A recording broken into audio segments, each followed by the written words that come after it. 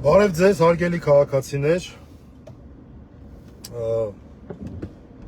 հերթական ավտոլայվի ռեժիմով ձեր հետ զրույցի հնարավորությունն եմ ուզում օգտագործել, ի տարբերություն իմ ավտոլայվերի մեծ մասի, որտեղ ես իրավական հարցերի մասին եմ խոսում, պայմանավորված կամ իմ գործերով կամ հանրային հնչեղություն ունեցող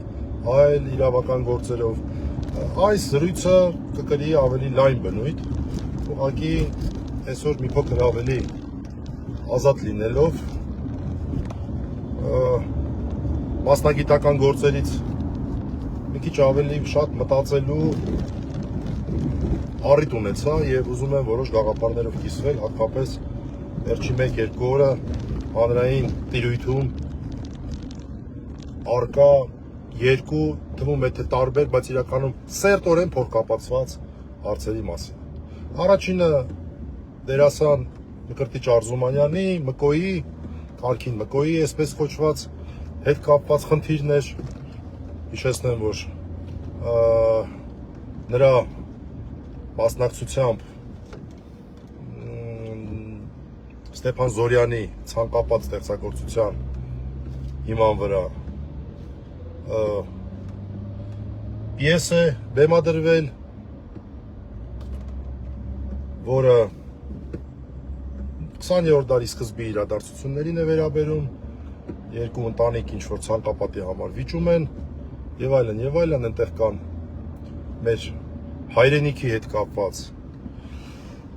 Արևմտյան Հայաստանի հետ կապված սյուժետային գծեր եւ այդ ներկայացմանը այցելել էր մի մարդ, որին ես այլ կերպ չեմ կարող անվանել, քան գերագույն դավաճան, վերջում էլ ինչ-որ սեփական մտքերներ փորձում փաթաթել, այդ մարդիկ էլ ՄԿՕ-ն էլ առաջի հերթին ոնց հասկացա դրա հետ համաձայնվեցին եւ այդ միտքը այն էր, որ մենք պետք է այս մեր ունեցածը այսպես ասած շենացնենք եւ չմտածենք մեր լայն առումով հայրենիքի մասին, չմտածենք Արևմտյան Հայաստանի մասին, համատեքստը նա էր, որ Արցախի գործոնը այստեղ նաև կար եւ այլն։ Որից հետո սկսվեց շատ բնական, ոչ միայն այդ, այլև հետը նկարվեց, որևէ խնդիր չտեսավ դրա մեջ ՄԿՕ-ն եւ այլն, եւ որից հետո քննադատություն սկսվեց ՄԿՕ-ի նկատմամբ եւ դրանից հետո նրան ճակերտավոր որդեգրեցին Նիկոլ Փաշինյանի գլխավորությամբ, Գերագույն դավաճանի գլխավորությամբ նրանց փոքր խմբակի անդամները, պատգամավորներ, Վահագն Ալեքսանյան եւ այլն։ Միաժամանակ ընդդիմադիր տիրույթում մարդիկ եղան, որոնք հրապարակավ հանդես եկան ՄԿՕ-ի պաշտպանությամբ։ Միաժամանակ զուգահեռ պրոցեսն այն էր, որ օրեր առաջ հիմնեմնիմիով բացահայտվեց մի խայտառակություն, հետո ամբողջ դաշտը այդ փաստը վերցրեց, դա Մասիս Սարի վերաբերող խայտառակություններ, որ մեր մուտքի ելքի շտամպերի վրայից փաստորեն Մասիս Սարի պատկերը դուրս է գալիս, դա նոյեմբերի 1-ից պետք է լինի, թե որոշումը կայացվել է կարծեմ օգոստոսին, եւ երբ որ հիմնեմնիմիում դա բացահայտվեց, միանգամից այսպես ամբողջ հանրային դաշտը դա վերցրեց եւ դարձավ հարուցան սեփականություն, սրանք էլ դե ասում են, ինչ գործ ունենք մենք այդ Մասիս Սարի հետ, մենք պետք է անենց անենք, որ թուրքերը մեզից չնեղանան, ինչ որ քարոզիչներ նիկոլական ասեցին, տեսեք, այսա նրա համար է, որ թուրքերը Թալյատ Փաշա չկոչեն Հայաստանի հետ այդ սահմանային անցակետը, ինչ որ սենց բաներ։ Այս երկու թեմաներն են, որոնք առաջի հայացքից իրար հետ կապ չունեն, բայց սերտորեն կապված թեմաներ են, ես կուզեի մինչև մի գործով միտեղ այցելել է, այս ճանապարհին ձեր հետ դրա մասին խոսել։ Ուրեմն ՄԿՕ-ի հետ կապված ես շատ լավ հիշում եմ, թե ոնց էր 2018 թվականին այդ անձը միացել իշխանությունը յուրացնելու նիկոլական ջիգերին։ Եվ նույնիսկ հայտարարություն է արել, որ վաստակավոր արտիստի կոչումն է այսպես հրաժարվում դրանից, հենց էլ չհասկացա հրաժարվեց, չհրաժարվեց, թե խափեց մարդկանց, որ հրաժարվում է դրանից, չհասկացա ինչ եղավ, բայց հստակ հիշում եմ, որ նա հստակ դիրքորոշում էր հայտնել Հայաստանում հանրային քաղաքական հարցերի շուրջ։ Դրանով նա իրեն դրել էր այն վիճակի մեջ, որ մենք իրավունք ունենք յուրաքանչյուրս նրանից որպես հանրայինանց շատ ավելի մեծ իրավունք ունենք, քան առանց այդ քայլը իր անելը, հարցեր տալ, ասել այն իր հայտնի այդ մանրապատման ոճով ասեմ, ո՞նց ես, մկո, ո՞նց ես։ Այն ինքը իր այդ մանրապատումներից ոճով ենք ասում, ինչ կա, մկո։ Տեղավորվել ես հայրենիքի կորստի հետ, Արցախի կորստի հետ, զոհերի հետ, Մասիսից հրաժարվելու հետ, որ այդ նույն օրերին էր։ Տեղավորվել ես նորմալ է, օքեյ է, մկո։ Այդ հարցերը դարձան շատ ավելի լեգիտիմ, որտեղ օքեյ արվեստագետ ես գնա քո գործով զբաղվում։ Բայց դու արդեն իսկ մտած ես եղել թեմայի մեջ, բարի եղի այս հարցերի պատասխանես։ Եվ երբ Գերագույն դավաճանը գնալով այդ այսպես ներկայացմանը, որը մեծ հաշվով օքեյ է, հիմա որտեղ ուզում ա թող գնա։ Վերջում իր կամերաների տակ այս մարդկանց ներքաշեց վեճ եւ իր ուզած թեմայի մեջ բերեց, սա արդեն օքեյ չի։ Օրինակ, ինչ կարող էր անել նույն մկոն։ Կարող էր ասել, գիտեք ինչ, ես պատրաստ եմ սրա մասին ձեր հետ քննարկում անել, բայց առանց կամերաների։ Չօգտագործեք ինձ որպես ձեր քարոզչական գործիք։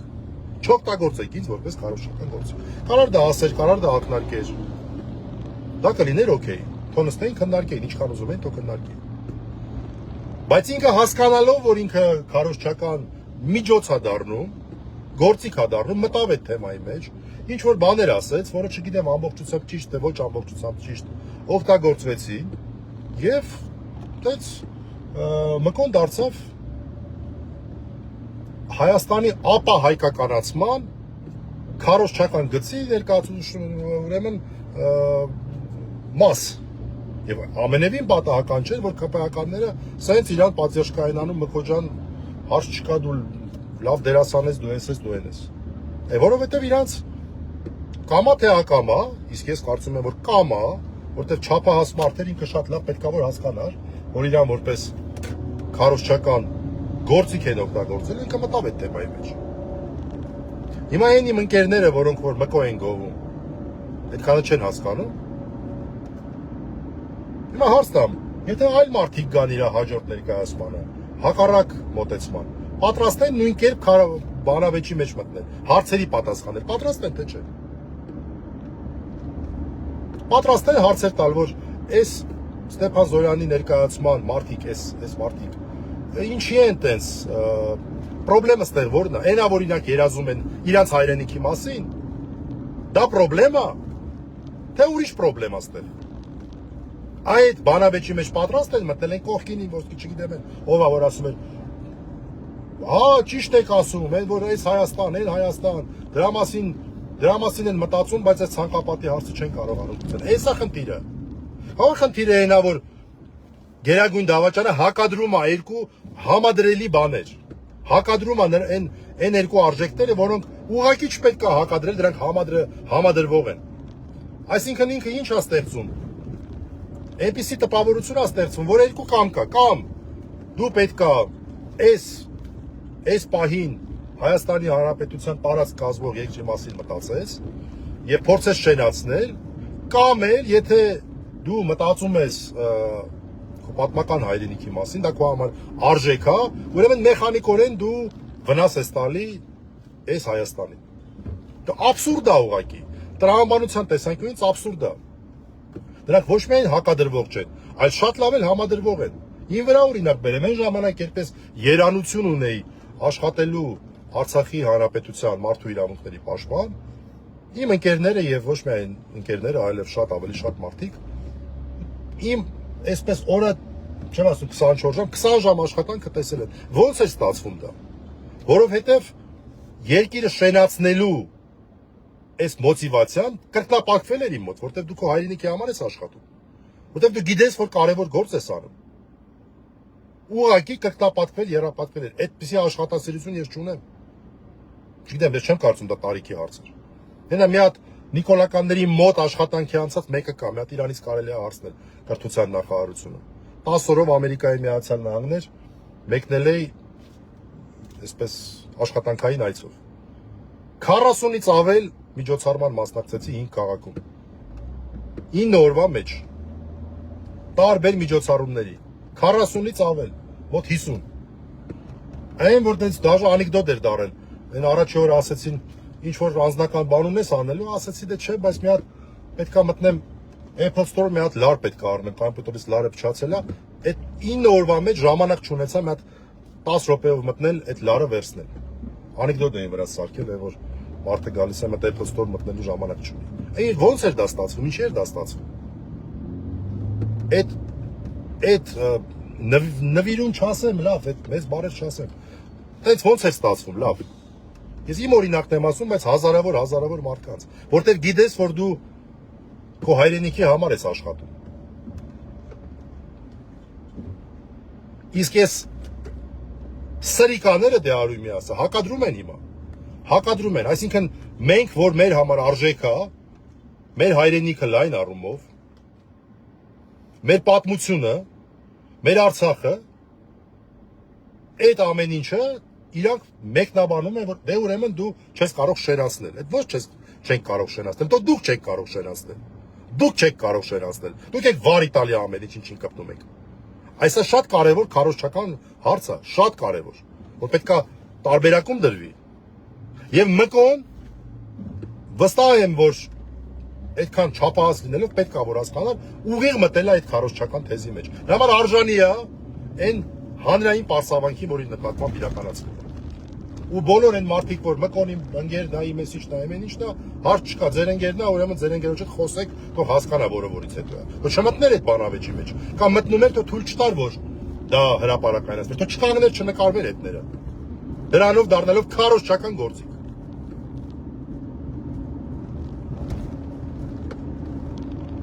Նորմալ է ձեր համար, որ դուք նույն ձևով պաշտպանում եք մկոյին, ինչ որ Վահագն Ալեքսանյանը։ Եթե նորմալ է, աղբեր։ Իմ համար նորմալ չի։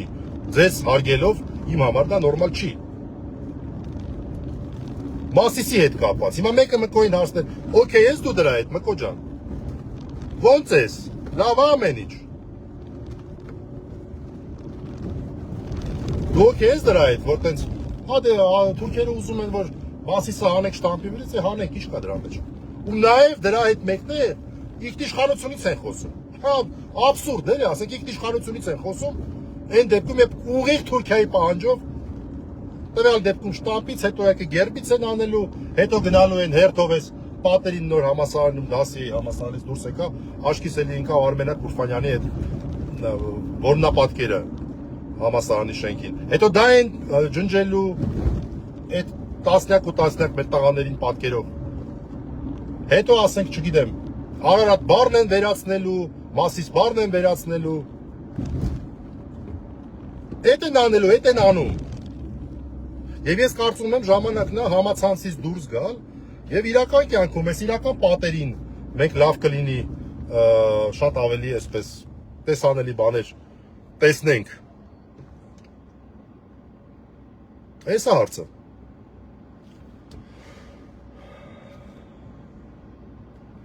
Այսինքն, ամփոփելով ասեմ, առաջին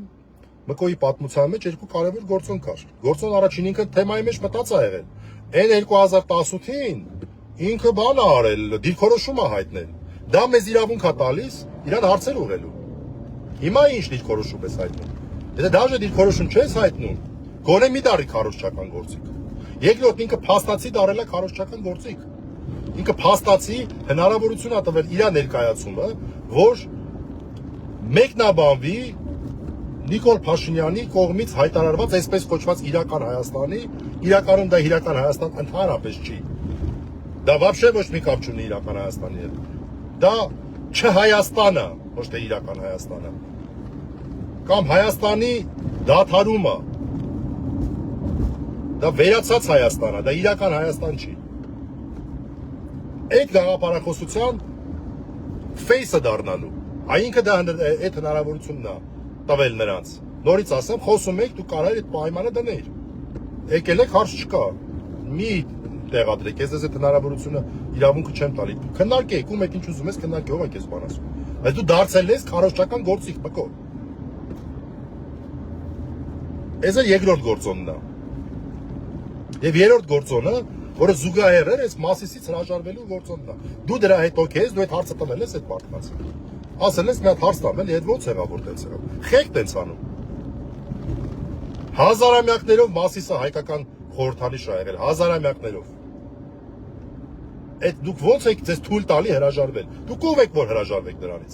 Մի քանի տարով ընտրված ղեկավարներ եք եղել, մյուս տարի չգիտեմ։ Ինչ ձևով ա լինելու, ում ձևով ա լինելու, ոնց ա լինելու։ Դուք ինչ իրավունք ունեք դրանից հրաժարվել։ Դուք եք դա դրել, որ դուք դրանից հրաժարվում եք։ Չեն էլ ամաչում, որ զարմանում ես էլի ոնց են կարող դա արդարացնել։ Իրաց 2 կոպեկ լափի համար դեարյումի ասա։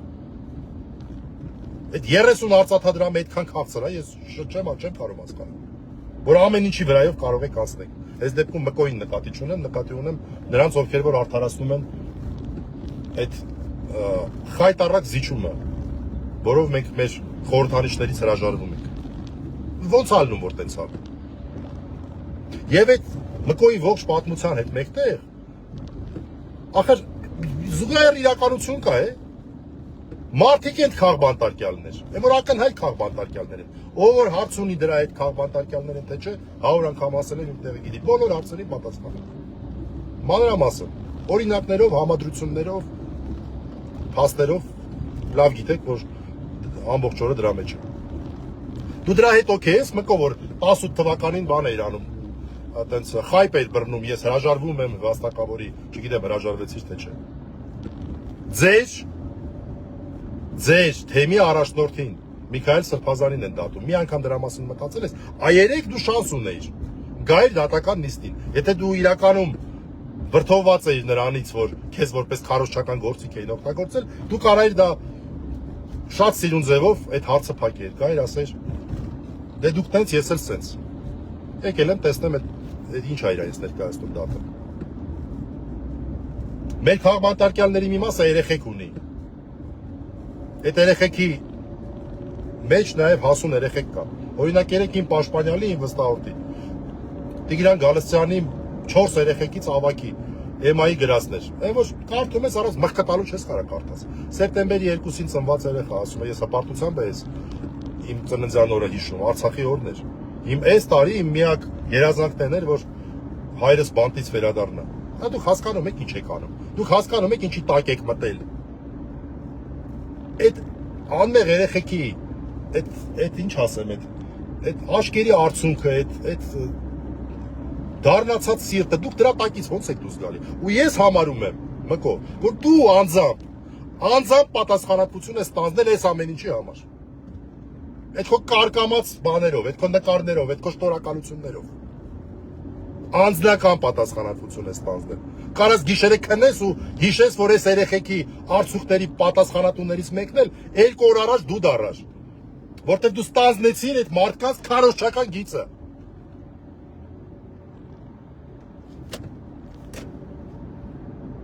Մասի սուրացողների քարոզչական գիծը ստանձնեցիր։ Այսքանը հաջողություն։